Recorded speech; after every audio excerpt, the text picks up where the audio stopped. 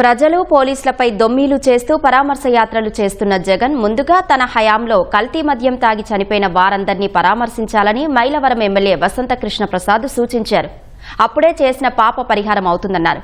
YCP సర్కార్ హయాంలో మద్యంతో పాటు ఇసుకలోనూ పెద్ద ఎత్తున కుంభకోణం జరిగిందన్న వసంత కృష్ణ ప్రసాద్ సిట్ తనను పిలిస్తే అందుకు సంబంధించిన ఆధారాలను అందిస్తానని చెప్పారు.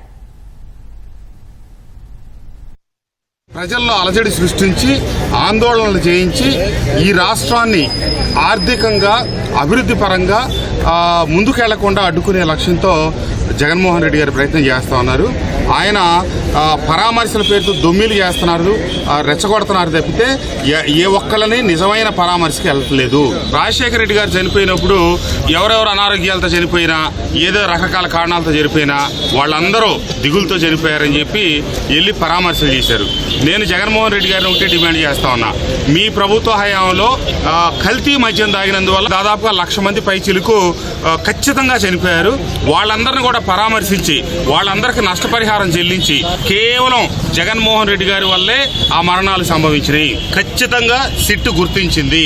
కాబట్టి మీ పాప పరిహారం కావాలంటే ఆ చచ్చిపోయిన 1,00,000 మందిని పరామర్శించండి, వాళ్ళందరికీ పరిహారం ఇవ్వండి, ఆ కుటుంబాలకు కొంత స్వాంతం చేకూరుతుంది. తప్పకుండా మద్యం కుంభకోణంలో జరిగింది 3,500 కోట్లే కాదు, ఇంకే చాలా ఎక్కువ ఉంది, కొంతవరకే బయటకు వస్తూ ఉన్నాయి. అట్లాగే ఇసుక కుంభకోణం ఉంది, దాంట్లో కూడా చాలా భయంకరమైన కుంభకోణం ఉంది. దాని మీద కూడా విచారణ జరిగేటప్పుడు దానికి సంబంధించిన వాస్తవాలు కూడా నాకు తెలుసు.